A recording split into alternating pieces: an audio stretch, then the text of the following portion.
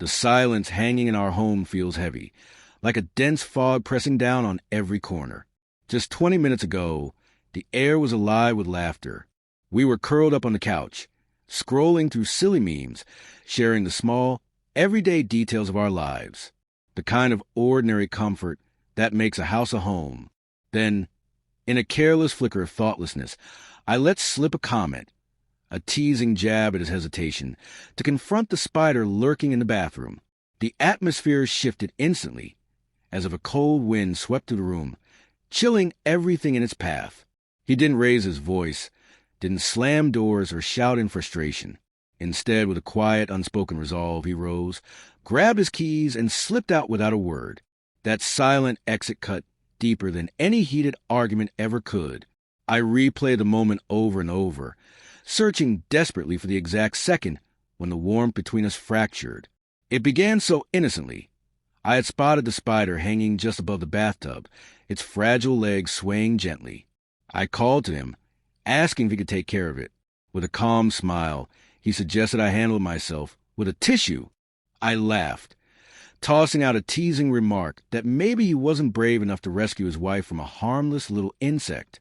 To me, it was just playful banter, the kind of light-hearted teasing couples share without a second thought. But the change on his face told a different story. His eyes dimmed, his shoulders sagged just slightly. Then he straightened up and left. In that moment, I realized my words had pierced a tender part of him I hadn't intended to touch. Growing up in my family, teasing was a kind of sport, words thrown like playful jabs in a friendly sparring match. We laughed off the hits, proud to show we could take a joke. To us, it was a language of love, a way to prove we could weather life's rough edges without breaking.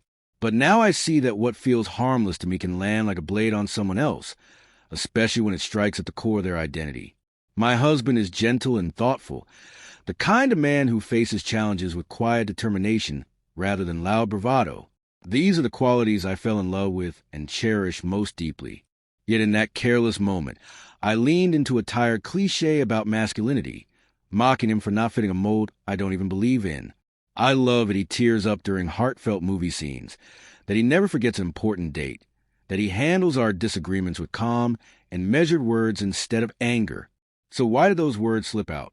Maybe because the world pounds into us this outdated idea that manhood equals physical strength and control, even when we consciously reject it.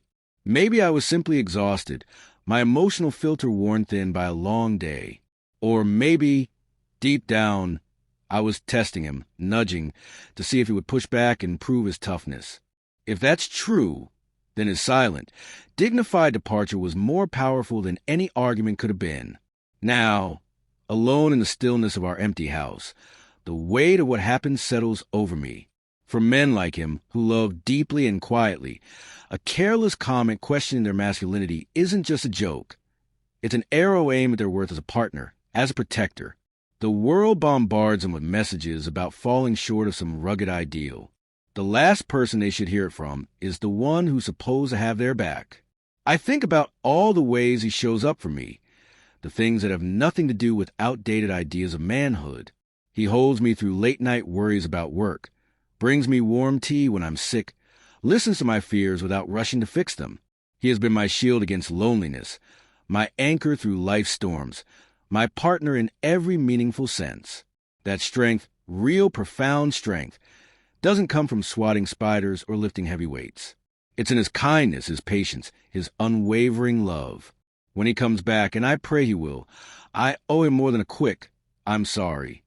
I need to take responsibility, not just for the words I spoke, but for the flawed assumptions that shaped them. For a fleeting moment, I slipped into a shallow, dated view of what makes a man worthy.